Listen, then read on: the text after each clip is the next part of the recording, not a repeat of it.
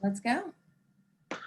All right. Well, good morning, everyone. And thank you all for signing up and attending our 2020 pre-session legislative non-breakfast. As has been the case all year, we've had to pivot and get creative with how we present, some of our most popular topics and seminars. So again, thank you, and thanks to your employers for allowing you to attend this virtual format. I think we've got a great group, and thank you to Senators Hanger and Obenshain and Reps Runyon and Wilt for being here and sharing with us some much needed information with an uncertain political landscape for the next couple of years. So thank you all for being willing to do that. I hope everyone had a great Thanksgiving, and hope you're getting ready for the holiday season. If you're like me, or rather my wife, you've had Christmas decorations up for about 3 weeks now, trying to enjoy a little extra Christmas joy in what's been an unprecedented year. So hope you had a great Thanksgiving, and no, I'm looking forward to a joyous holiday season. Today's program is brought to you by the Harrisonburg-Rockingham Chamber of Commerce, the Shenandoah Valley Tech Council, and is sponsored by AT&T. So at the moment, I am going to turn this over to Garrett McGuire, Regional Director for AT&T, to say a few words. Well, thanks, Frank, and good morning, everyone. Like Frank mentioned, my name is Garrett McGuire. I was really hoping back the last time we did this that I'd be able to provide these remarks in person, but here we are, huddled again in the Zoom world. So I hope everyone is doing as well as possible during these trying times. At AT&T, we're trying our best to help those in need and help people get through the pandemic. Just last month, we announced a partnership with the State and Community Creative Fund for 2 programs. The first will be a grant program for minority and women-owned small businesses that have been negatively impacted by COVID-19 and other financial barriers. And another pool will be a full scholarship program as part of the SCCF's business planning course called the Business Bootcamp. So be on the lookout for more details regarding that. Obviously, SCCF is based in Stanton, but they do stretch throughout the Valley. But with that said, I don't want to take up any more time. But again, to say how fortunate Harrisonburg and Rockingham are to have the elected leaders that we do here on this call representing the region in the General Assembly. I'm really looking forward to hearing what's on tap for 2021. It should be very interesting given that it'll be virtual. We saw how that went in August and September and October. So thank you, Frank, and I'll pass it back over to you. Thanks a lot, Garrett, and thanks to AT&T for your involvement and sponsorship. Next, I want to turn it over to Nikki Swain, Executive Director of the Shenandoah Valley Technology Council, for a few words. Good morning. Can you all hear me? I'm using a different headset this morning. I'm Nikki Swain thanks, John. With the Shenandoah Valley Technology Council, we serve the entire Shenandoah Valley, all the technology users and creators. And I wanted to say that despite the pandemic, all around us, and 2020 being a difficult year, I've had in the last few weeks occasion to connect with a small upstart manufacturer, a light manufacturing line of masks here in Harrisonburg, with some of the resources that the Valley has to offer for entrepreneurship. And I have to say the Go Virginia funded efforts are very needed, they're very appreciated, and they're very effective, which is always a question that people have. Is it effective what we're doing? And I can report that it is effective. I am connecting them with several of our resources. And I also had opportunity the other day to talk about the regional ecosystem builders with the Stanton Creative Fund for the S2V, the Startup Shenandoah Valley Fund. So there's lots of things going on, thankfully, on the entrepreneurship realm, and so that looking forward into 2021. We're not all of a sudden looking around for who is doing anything and how is entrepreneurship doing. So things are well thought through in that corner. That said, I'm looking forward to remarks this morning, and I have one technology question later myself. Who is next up on the agenda, Sarah?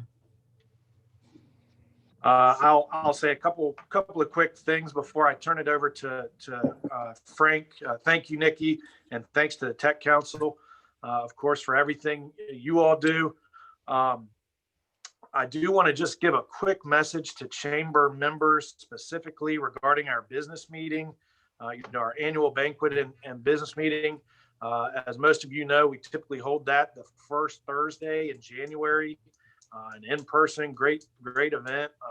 Very well attended. We have a big banquet, reception banquet, and our business meeting. And we were planning a really cool one this year until the new restrictions on gatherings came down. We were putting a really neat one together that was going to be socially distanced and conscientious of COVID-19 and the steps you have to take to remain safe. But that was we had a plan together a day or two before the governor's announcement came out. So unfortunately, we're gonna have to punt the banquet portion of that probably into the spring, hopefully into the spring. But we do still have to have our business meeting, to abide by our bylaws. So that's likely going to be a virtual format. Not likely, definitely. But we're still working out the details. So look for details on the business meeting because we have to hold that to approve our new directors, our incoming chairs, our vice chairs and that sort of thing. So be on the lookout, please.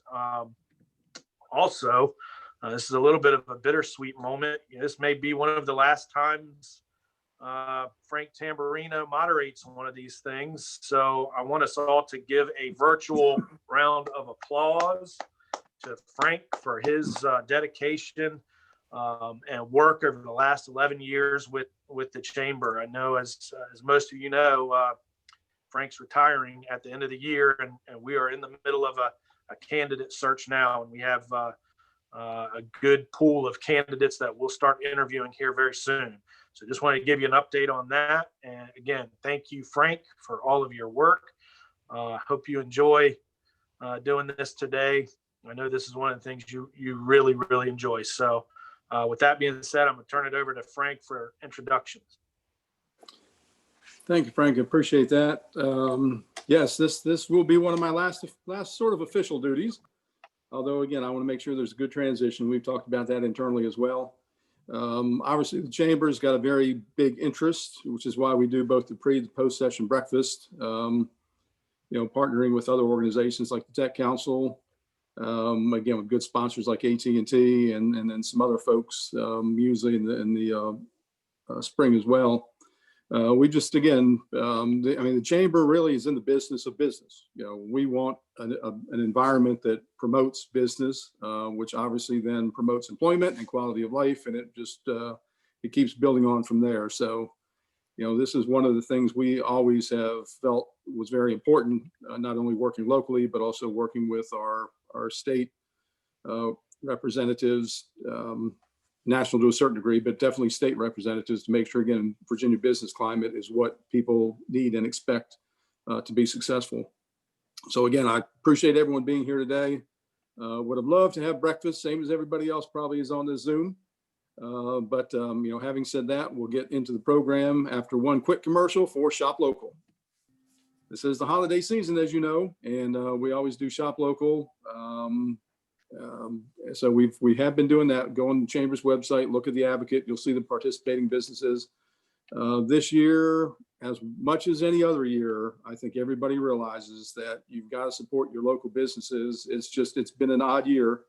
It's the old Chinese curse and blessing. May you live in interesting times. We do. That's about all you can say about that. So again, Shop Local. I'm going to sort of do a quick introduction of everyone versus going into all the accolades and how long people have been there and everything else. Sort of the executive privilege today, because I do want to start off by saying that we've got a great delegation, always been very responsive. Again, have the interest of the community at heart, no matter what party you're at. They're working for the Shenandoah Valley and for our area. So again, I've had great working relationships with everybody who's been in office the past 11 years. Again, I'll miss some of those, but I know where to find you.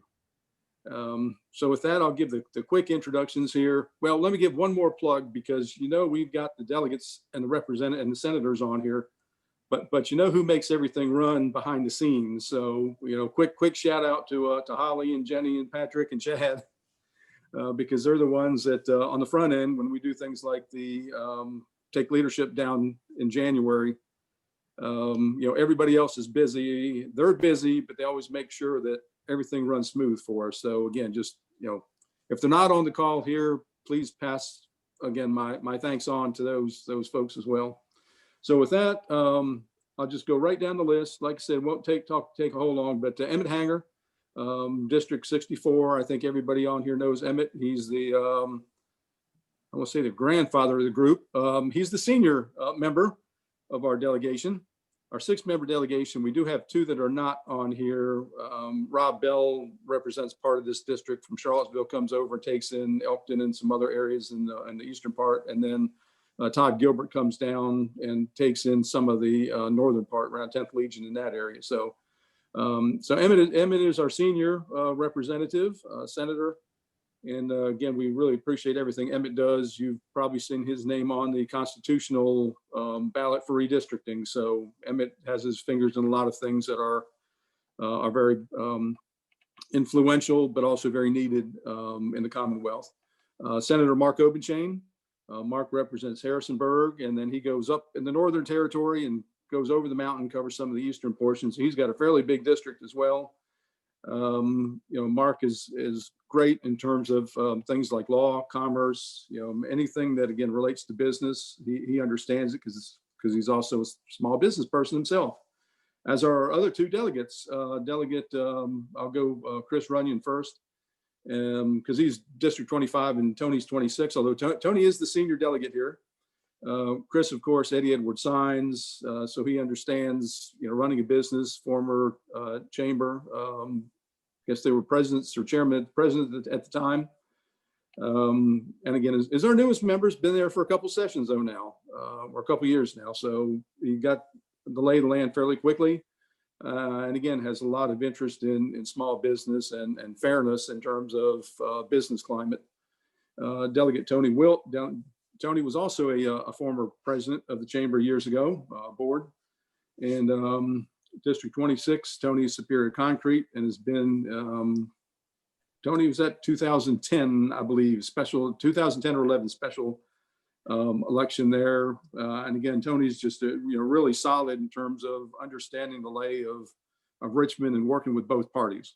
And again, trying to get things done, again, particularly from the standpoint of business and small business. So on behalf of Bentley here and I'm going to go ahead and turn it over to Emmett. And the same format as usual, we'll have Emmett, Mark, Chris, and Tony, each with about 5 or 7 minutes to tell us what's going on, what their feelings are about the coming session.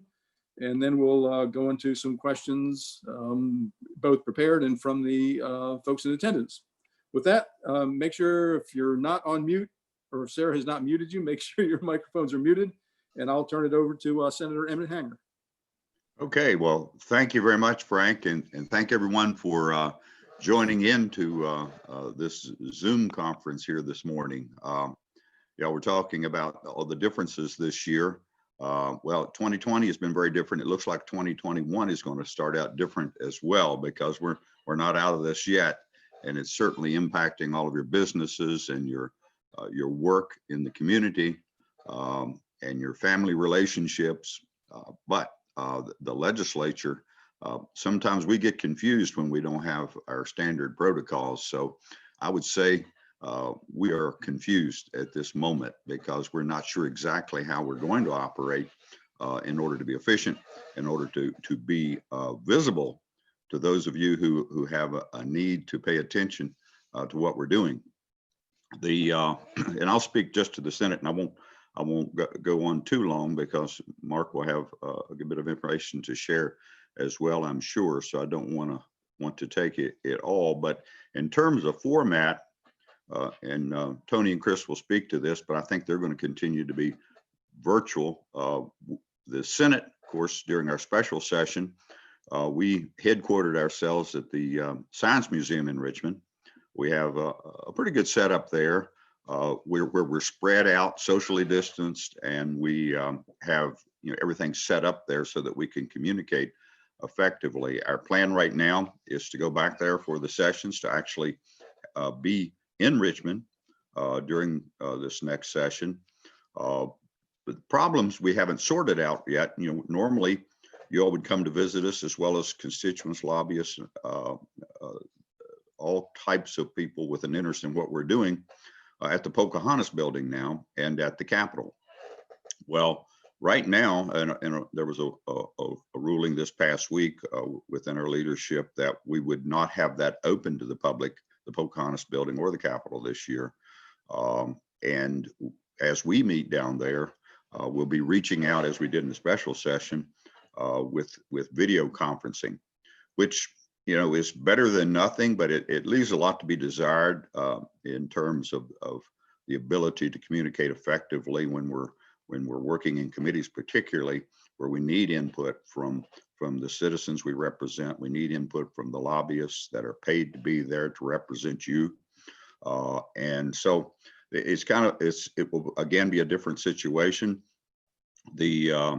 There may be some movement to have some committee meetings further downtown at the Capitol, but right now, I would expect that our committee meetings, for the most part, will be virtual, but we will be our sessions. We will be there in person at the Science Museum. Mark may want to speak to this more, but there was, in this particular year, the focus for the Constitution is supposed to be a 30-day session, but with all the work of the Assembly, we routinely extend the short session to 46 days. There is some disagreement now on whether or not we should restrict it to 30 days or whether we'll need more time. I think the majority party right now is going to find probably some way to extend it to whatever time they think we might need. One of the things that I hope is taken care of for this regular session, and it does seem like they're working a little bit better together, is with new leadership after the elections last fall. The majority party in the Senate and the majority party in the House were not communicating well.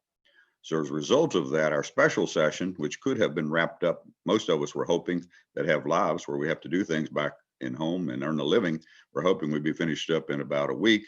Well, we piddled around down there for about 3 months before we got the job done, and from August into October.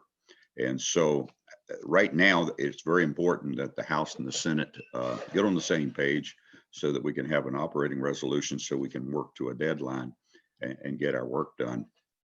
I'll leave the rest of my comments for the most part to your questions.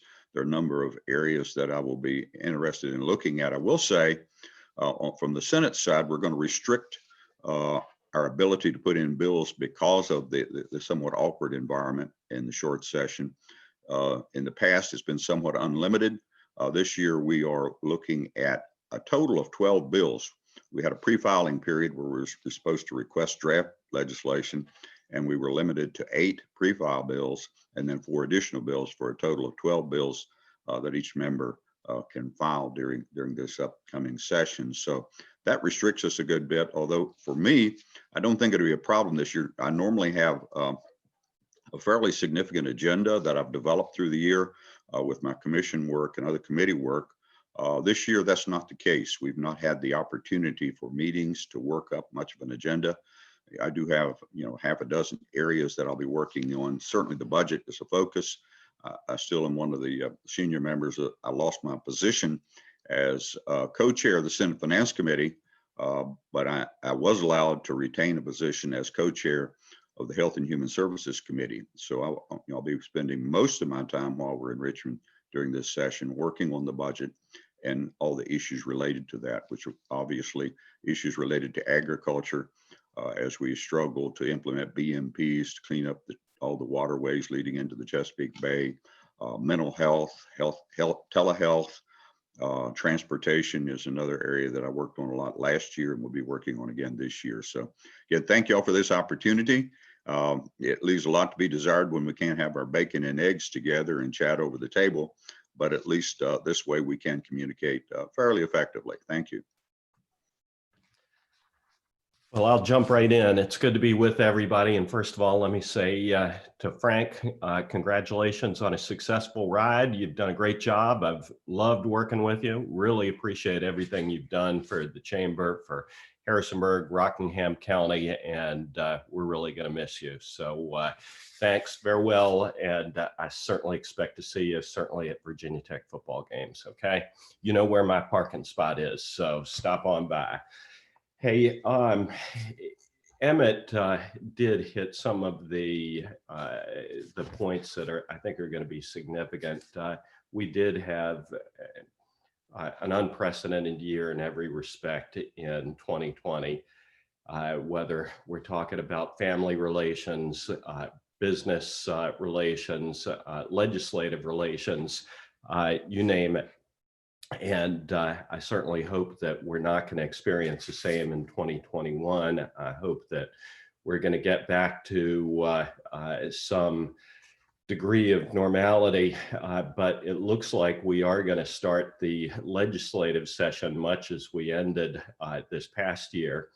The legislature, as Emmett mentioned, meets in for 45 or 60 days in alternating years. The 45-day session is really supposed to be a 30-day session, but we've extended it. This past year was our long session. It was the session that we were supposed to deal with our 2-year budget. And just as we were passing the budget, the scope of the COVID pandemic became apparent, and it was clear that we were going to have to get back together and revisit the finances of the state at some point. And we expected sometime in the summer to get together for 4 or 5 days, maybe a week, to address that. And instead, we wound up in Richmond for a total of 85 additional days, total this year of 145 days in session. And the second part of this legislative session, the 85 days we spent in Richmond during August through the beginning of November, was kind of a preview, I think, of what we're going to experience come January. And quite frankly, it doesn't work really well. It is making the best of a bad situation, I suppose. I was glad that the Senate was able to meet live and in person. I do have great concerns, and we spent a lot of time as members of the Senate, Republicans and Democrats, talking about whether it was a good idea to meet virtually or to meet in person. And the bipartisan consensus that we reached in the Senate was that the legislature is supposed to be a collaborative, cooperative process. And conducting legislative business via Zoom is just not conducive to the kind of collaboration and cooperation that you get in committees where legislators can talk with each other one-on-one, or talk with members of the business community who have a vested interest in a bill. We don't have that ability to solve these problems, to knock the sharp edges off of some of these bills. And what I think we saw was, unfortunately, believe it or not, it is possible for the Virginia General Assembly to become more partisan, and it did.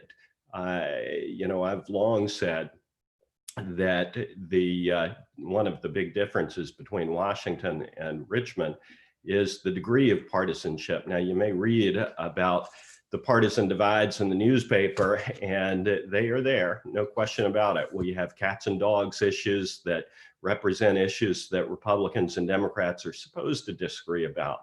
But we also have a lot of problems that we just work together to solve. And during this special session from August through November, we didn't see a lot of that collaboration, a lot of that problem solving. A lot of that legislation was legislation upon which the parties really did break down on partisan lines, and we didn't have the opportunities to get together and work together. So what the Senate Republicans have said and the House Republicans is, at least until we can get back together in a normal fashion and interact face to face and allow members of the business community and other citizen lobby groups to meet with their legislators, to attend meetings, to voice their concerns and desires. We really think that the legislature should meet this year for an abbreviated period for the 30 days that the Constitution says is the period that this short session is supposed to meet, and deal with real problems that need to be fixed now. Let's save the brochure bills until next year. Let's save the pet projects until next year, and let's get down to basics and take care of business. So I hope that we can do that. It is very difficult to do that without face-to-face interaction. A couple of the problems that I'm working on, and quite frankly, this I think is illustrative of, you know, some of the 90% of the issues that we deal with that Republicans, Democrats just get together and work together on. One of our cooperatives, and people in a lot of Virginia, they don't know what co-ops are. But out here in the Valley, we know what co-ops are. They're associations of small businesses, farmers or others who get together to operate a business. One of our co-ops is a SWAM provider, small women minority-owned businesses. And frankly, most of our co-ops across Virginia are SWAM providers. The state decided that that co-ops, since they're many of them are member-owned associations and not stock-owned associations, they don't qualify as businesses. So they're disqualified from participating in the SWAM program. Nobody intended for that to be the case. I have been working with colleagues who are Democrats and Republicans, and we're putting together a coalition of legislators who are going to fix that problem. This year, I'm also going to be working, as I usually do, on Emmett has things that are important to him. We all have things that are important to us. One of the issues that I have increasingly worked on over the past years is trying to protect vulnerable elders from financial exploitation and abuse. It's a multi-billion-dollar enterprise across the country, and we really need to step up and protect the most vulnerable in our communities. And yesterday, on a different front, Dave Suderline, one of my colleagues in the Roanoke area, and I put in legislation that received broad bipartisan support during the special session to try and address some of the challenges that have been encountered by the parole board over the course of this past year. They are transparency bills intended to shine a little bit more sunshine on the operations of our criminal justice system. So, you know, these are bills that I think we can work together on. I hope we'll be able to work together on, and I hope that we'll find a way to involve members of the business community. And, you know, I was on a call yesterday in which we were talking about how to increase access. And I suspect that pretty much every one of you, or a lot of you, have my cell number. It is one of the least protected cell numbers out there. So I would invite you to call me during session. Call my legislative aide, Jenny Auger, during session or during the time leading up to session. And please let us know your concerns. It's an awful lot nicer to learn about your concerns before we pass a bill rather than after, because maybe we can do something more about it. So in any event, thank you very much for your hospitality. And I do look forward to the post-session breakfast where I hope we can resume eating bacon and eggs together.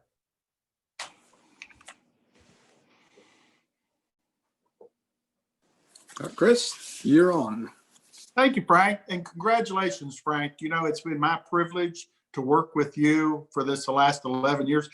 I was surprised when you said 11. I thought it was just yesterday that you took the reins, but you know, great job. And our community is blessed to have had you and Charlotte join us, and we really appreciate what you do.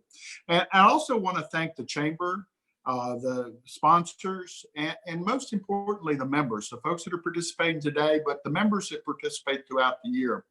You know, the Valley's a special place, and it's a special place because of people getting up, taking care of their responsibilities, holding themselves accountable, but also taking care of their neighbors and working together to achieve those things. Mark's comment about co-ops, yeah, that is a unique opportunity that our community has, that many communities throughout the Commonwealth have chosen not to utilize. So it's been my privilege, and you know, I'm going to be one of those legislators that's got more sessions under their belt than years they serve, perhaps, because I've already got 2 and I haven't served a full year yet.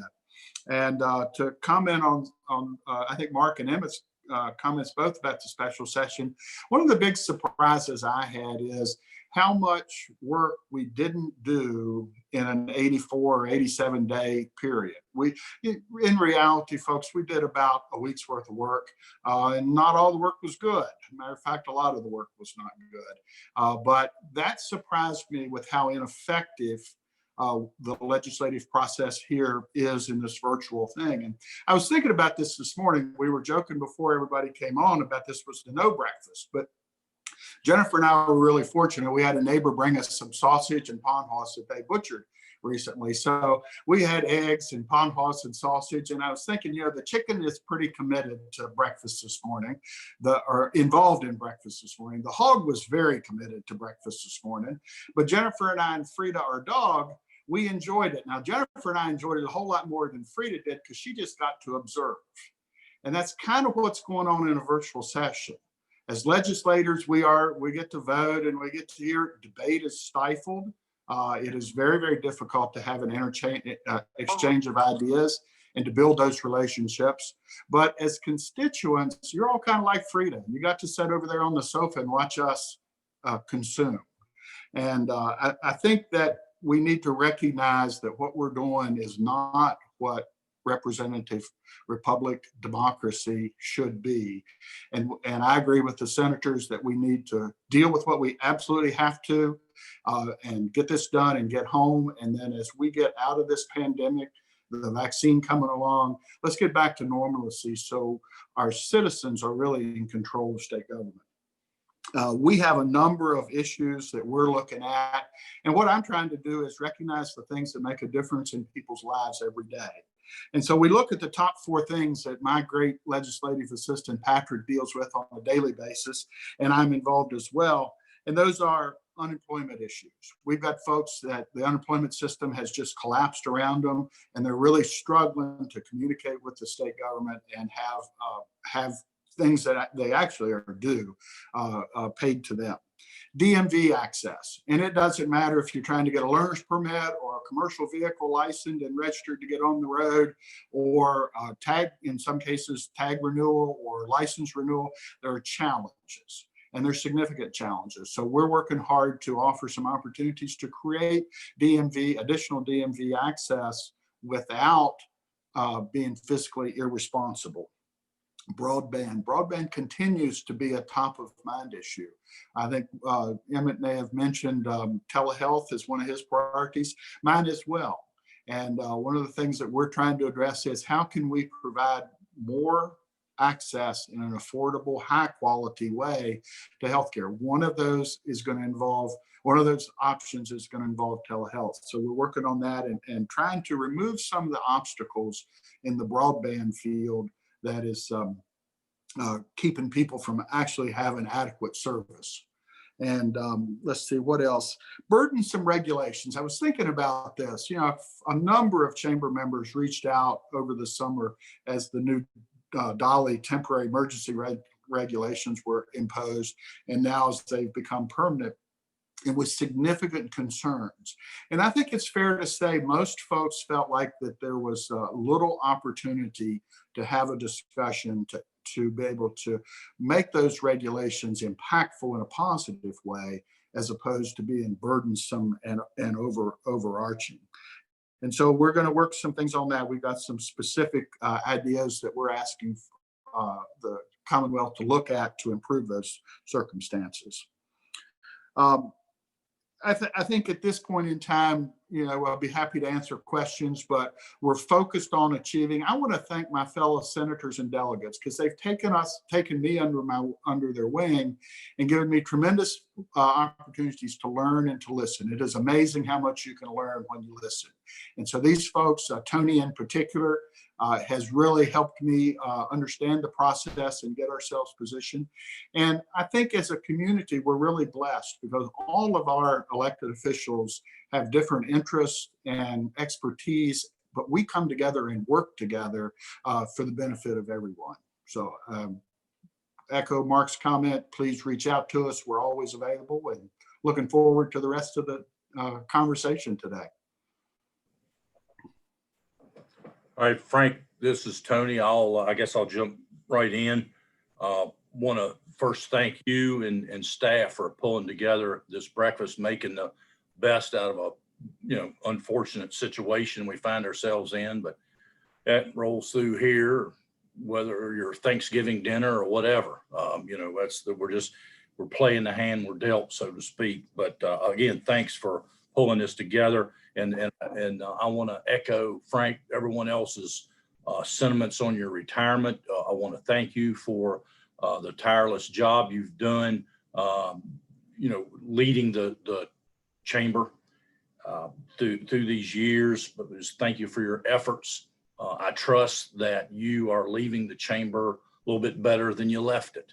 And I think we can all agree with that. And that's reflective in the action that the chamber takes and the involvement at the local level. We've touched, I don't want to be long because, we got questions to get to, and I'm sure folks have things on their minds, but, I will say my intent as well, gonna have up some type of a meeting like this. My intent is to be in Richmond as much as possible, as for reasons that's been stated previously. That's where we belong, to most effectively represent those that elected us to be there. And, that's my intent. So, but subsequently folks that can't, because I think as Senator Obenchain said, by and large, you're not going to be able to, you can't meet with us in the Pocahontas building, but I will commit as much as possible. If folks come down, if we can find a safe place around the Capitol that I can come and meet, if it's a group of chamber members, I'll be there. We can do that safely. And, I'm going to make that effort. Also try to have Zoom meetings if people can come to the office. By and large, those of you that know my legislative aide, Chad Funkhauser, he's going to be back here predominantly throughout the session. And so anyone's welcome to set up an appointment, as you are today, to come and meet with him. If I need to be involved, if you'd like for me to be involved, we'll set up a Zoom meeting and I'll be able to do that from Richmond as well. Let's remember, and people touched on briefly about this special session and so forth, but from a business standpoint, ladies and gentlemen, don't forget the regular session of 2020. We saw some, lack of a better term, egregious legislation that was passed that was predominantly anti-business. And so those things, because of COVID and then the budget and so forth, that can got kicked down the road till about like next May. But those things are going to be coming. Things of workers' comp issues, employee pay issues, and a myriad of others. Those things are around the corner, unless we can, the folks from across the aisle can understand, really right. Everybody likes to talk about small business and business, unless they really commit themselves to see what the effects were then. And now on top of COVID, the way it's injured businesses, I'm hoping that they'll step up and say, wait a minute, this wasn't a good idea. And so, we'll be keeping our eye on that. So with that, I'll end. I got some pieces of legislation that I'm looking at, but be glad to share that if we have time. But let's get to the questions. All right. Well, appreciate all that. Again, I think the overwhelming trend there is we had an interesting year, and it's not going to change anytime soon into this session, unless, again, maybe some other things happen. If we all have to get vaccinated before y'all go back in January, which doesn't seem likely either. But again, you make the best you can out of the situation. Let me ask you one of the questions here, and then I want to turn to Nikki's got a question. I think some of you saw it in the chat, though. But the first question that was, I guess, on a lot of people's mind, and again, everyone doesn't need to speak if you're adding on to somebody else, you know that as well. But the business community was pretty much on the defensive all through 2020. So what is the outlook in 2021?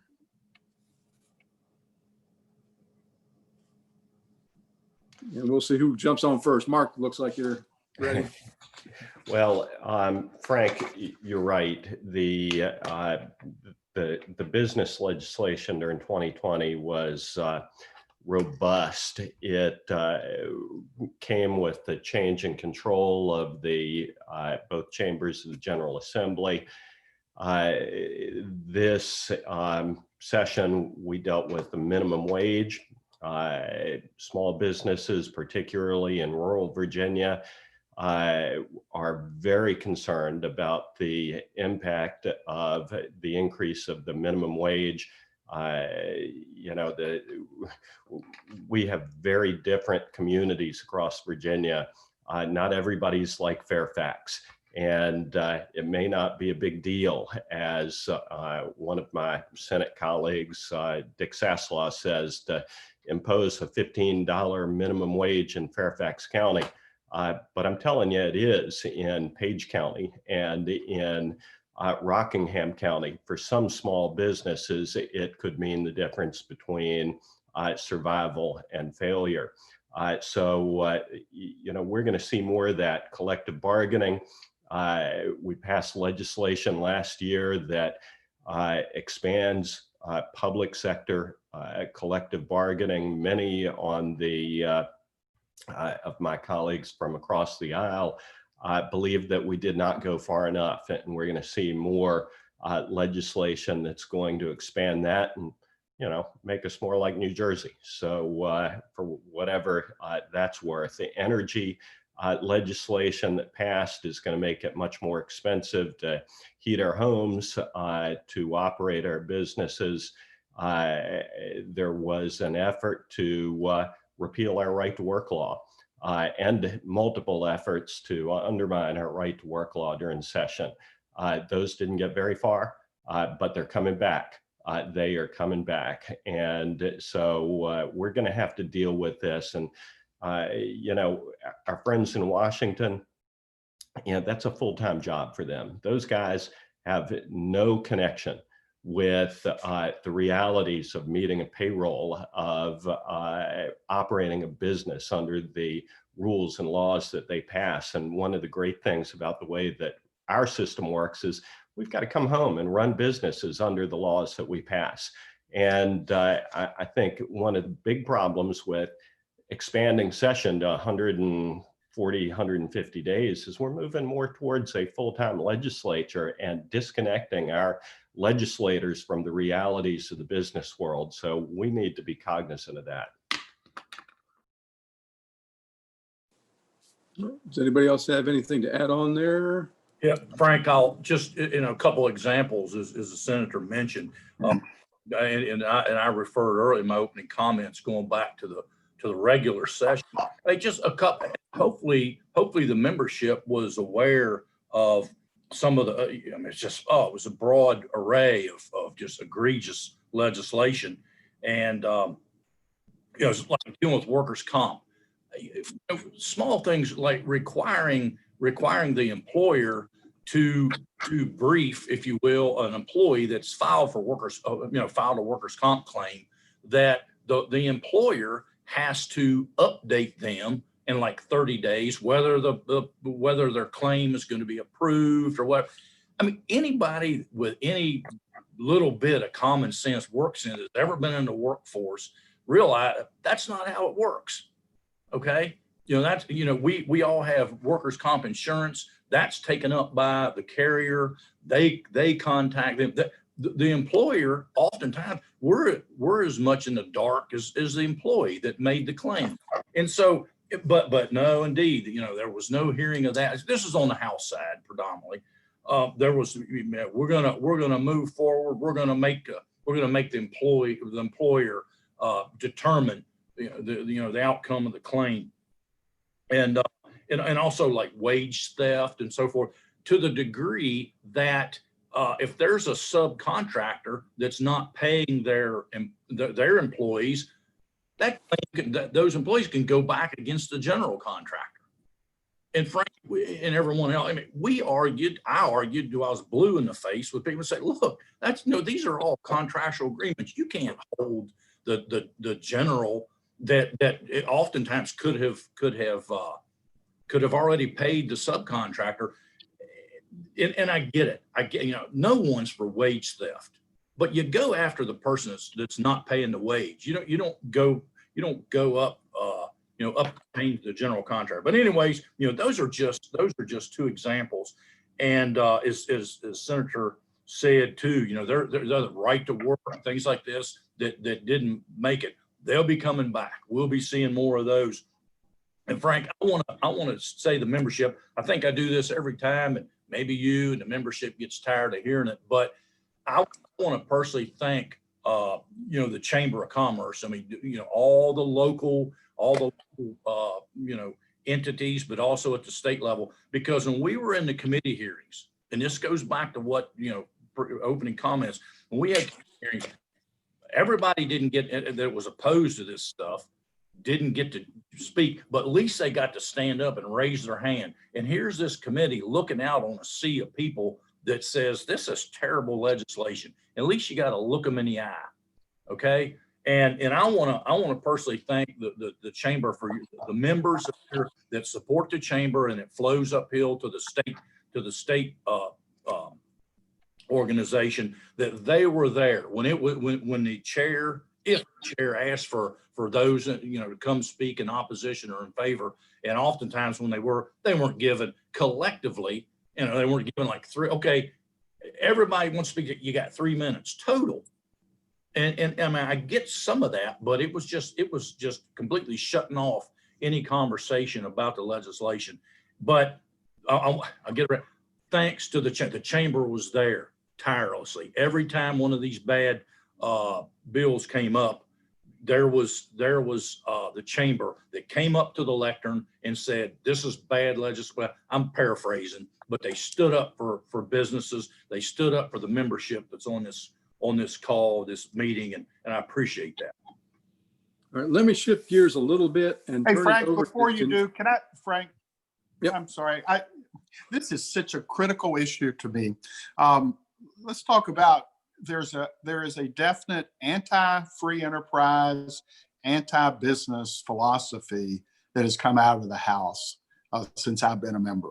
And it's more than disappointing, because Virginia has been able to, since the Second World War, just had a stellar performance of economic opportunity for everyone. And so, as simple as things as we couldn't even get together on a liability protection for the greatest pandemic in 125 years. And there were bipartisan bills offered, and yet there was a group of folks that and ultimately killed any opportunity for that. There were many states throughout the country, red and blue states, that dealt with that effectively. We could not. Tony's comment about wage contractors, or the wage theft relating to the contractor. There was not only a sledgehammer, let's call it a huge sledgehammer to solve the problem. And wage theft is nothing that anyone wants to support.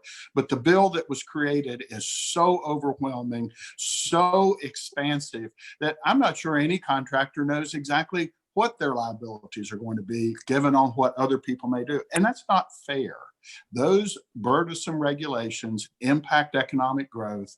Economic growth then doesn't have there's no economic support then to do the things and take care of the people that need to be taken care of. We've just had a significant overreach. The last thing that I'd like to say is it truly makes a difference. I did not understand how much difference it made until I'm sitting in this seat for folks like those that are on this call and in our community to reach out to the legislature and let them know their feelings. As Tony said, they can stand up and look you in the eye and tell you that, that's a really dumb idea. And without that, the legislator has there's little reining in of this downhill sled ride that we're taking. Thank you. All right, well, this is related to it as well, though, but thank you, Chris. And it was interesting going back to Dolly, that's a whole nother situation. If everybody stand up in favor, everybody opposed, you don't get the same impact as listening to discussion. And Nikki put one in the chat, and I don't know if Nikki, you want to expand on that, but again, this deals with broadband, it deals with access from businesses to students, to education, which is very important on top of everybody's mind. Nikki, do you want to specifically? So this is not necessarily something that I expect our legislators will be able to, legislate on. So this is merely a remark. Hey, how are to you? make sure. Yeah, I just, Okay, maybe Jenny needs to be muted.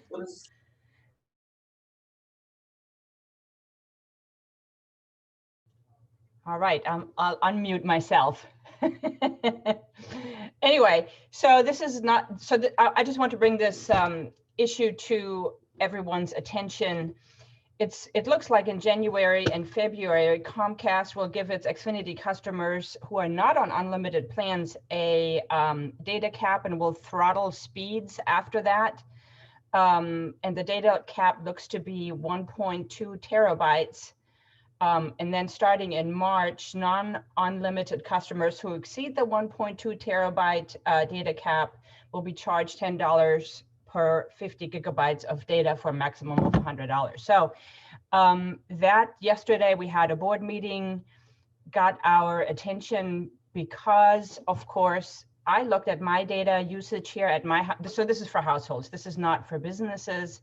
And I looked at my data usage at our household. And in June, when the both of us worked, just 2 adults from the house, that was our data usage was about half of that. If we then had added any children who were in whatever K through 16 or college students, we would have reached that data cap fairly quickly. So I'm not saying that I expect legislation to take place here.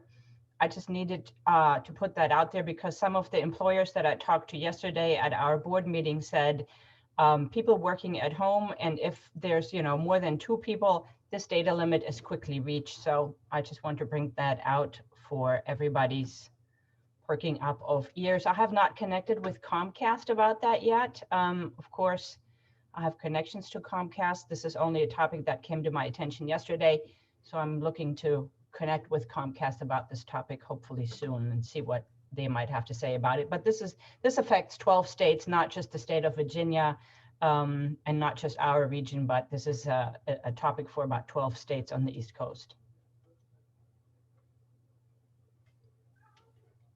Well, Nikki, I'll jump in real quick. This is Chris. We received an email yesterday or late the evening before about this issue. And so Patrick has already started investigating it and will certainly commit to working with the consumers and business users as well as the providers so that we understand what's going on. And, so I appreciate you bringing it forward. I serve on the Communications Technology and Innovation Committee. And so these type things will come in front of us anyway. Now, I don't know that it will this year, being it where it is, but we'll address that. Again, this points to the circumstances that all people are involved in. The world got turned upside down. We're trying to educate kids in a virtual fashion, and it exposes the limitations of broadband. We're trying to provide telehealth at a higher level, and it exposes the limitations of broadband. Folks are working from home for extended periods of time. And so, again, we've got to address this, and we are, I think, but it pushes it to the forefront and maybe makes us all understand the need to get through this one quicker. I do know that I had a conversation yesterday with an electric co-op representative, and they are looking at this in a different fashion than they have historically. And there's some other opportunities in Augusta County. They've recently received 3 various grants to expand broadband service. So it is a top of mind issue. Things like this, as you all help us understand the complexities of the issue, will make it help us be able to solve this issue quicker. Thank you.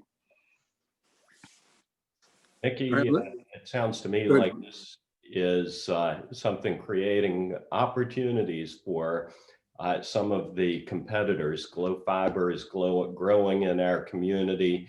Co-ops are looking at opportunities to expand broadband, particularly to our rural communities. We really, and 5G is going to provide another important avenue for competition. So, with Comcast raising its rates, it creates opportunities for others as well. So, we'll certainly look at it, but we want to make sure that we have a robust competition, that we are incenting people to expand their broadband services, and that we're providing access to more people. And I think over the past year, a lot of folks in the technology sector have seen a lot of opportunities coming along. It's a little bit surprising and disappointing to see that action, but for every action, there's an equal and opposite reaction. I hope we see it. I hope we see it fast. And I agree with Mark on that. The competition is being fostered out there. I'm on wireless, and I think all wireless providers, even when you're unlimited, they throttle you back to where you can go get a cup of coffee while things load up, and then you come back and get busy. But the state has stepped up a bit this year in their budget. We were at about 20 million a year. We're up to this current budget has about $80 million investment from the general fund, but the state can't do it. Local government can't do it. It will be up to entrepreneurs, I think, to get out there and compete, and the innovation that's coming along. I think this COVID environment has heightened the need, and it's also fostered innovation. So I think over the next year, we're going to see some exciting things happening, including, our friend who some think is just way out in left field or right field, wherever he's at, Elon Musk, firing all those satellites up in the air. Somebody's going to figure it out, and we'll be able to connect. All right, let me throw one more out. I know we try to get this from 8 till 9. My suggestion next year is let's go about an hour and a half or 2 hours, and I won't have to sit through it. But again, I think there's just a lot of information that a lot of questions people love to ask, and I'll probably sign on anyhow just to see what's going on. But since I still see Emmett's face on my screen here, is redistricting. Most of us are assuming that's going to affect other parts of the state. That's coming down fairly quickly. So for any and all, what is redistricting going to mean for the Valley? Well, hopefully it won't be terribly significant for the Valley, because we've been fortunate, particularly in some parts of Rockingham County and Harrisonburg, to have some growth.